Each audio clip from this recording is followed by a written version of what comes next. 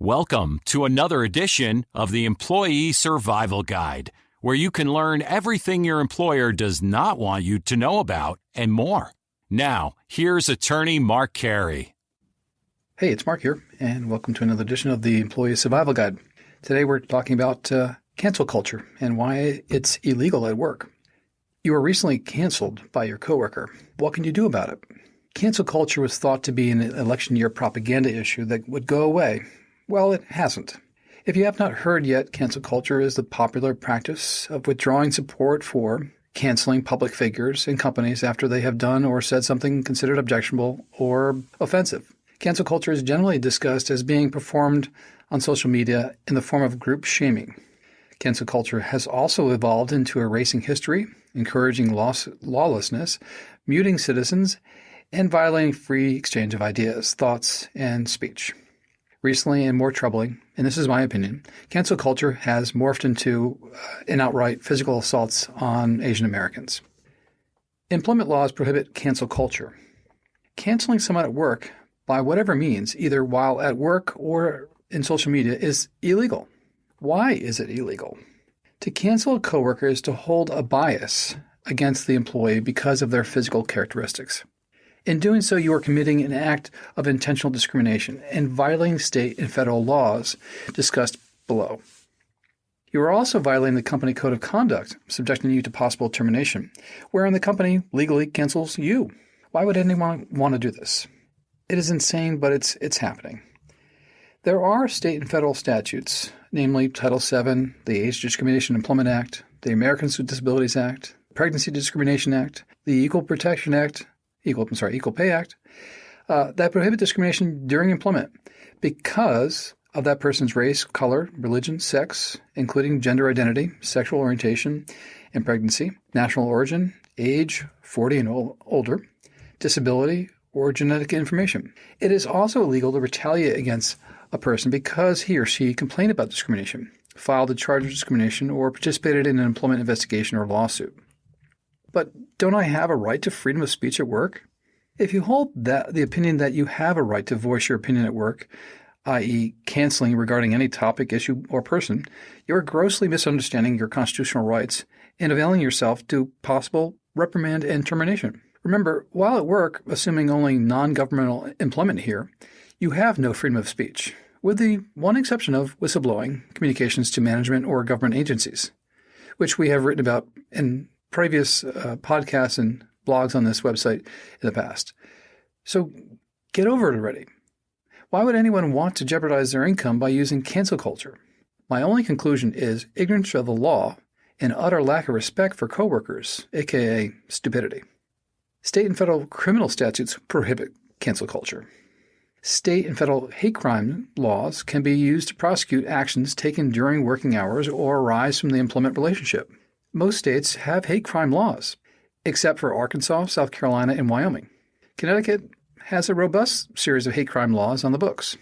Quoting the OLR research report from the state of Connecticut, quote, Connecticut has a number of statutes on hate crimes that protect a range of people, enhance penalties for bias crimes, and allow an injured person to sue for money damages. The primary criminal statutes are the intimidation based on bigotry or bias crimes. Think of like Ku Klux Klan and acts therein. These statutes provide 3 degrees of penalties. They address certain actions that intimidate or harass other persons because of actual or perceived race, religion, ethnicity, disability, sexual orientation, or gender identity or expression, end quote. On the federal level, the following laws make it a federal crime to cancel other employees because of the actual or perceived religion, race, color, national origin, gender, sexual orientation, gender identity, and disability.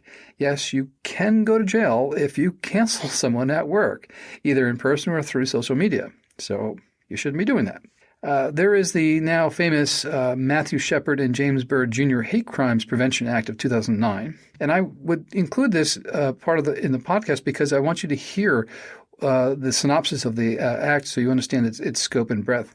The Shepard-Byrd Act makes it a federal crime to willfully cause bodily injury or attempt to do so using a dangerous weapon because of the victim's actual or perceived race, color, religion, or national origin. The Act also extends federal hate crime prohibitions to crimes committed because of the actual or perceived religion, national origin, gender, sexual orientation, gender identity, or disability of any person, only where the crime affected interstate or foreign commerce or occurred within federal special maritime and territorial jurisdiction. The Shepard-Byrd Act is the first statute allowing federal criminal prosecution of hate crimes motivated by the victim's actual or perceived sexual orientation or gender identity. If you didn't remember, Mr. Shepard was brutally murdered because of his sexual orientation and left to die out in a field somewhere. And I believe his body was strung with barbed wire, etc. But it was a gruesome thing that motivated the promotion of this statute, and it was a good law that was a little late in coming. And that's my opinion.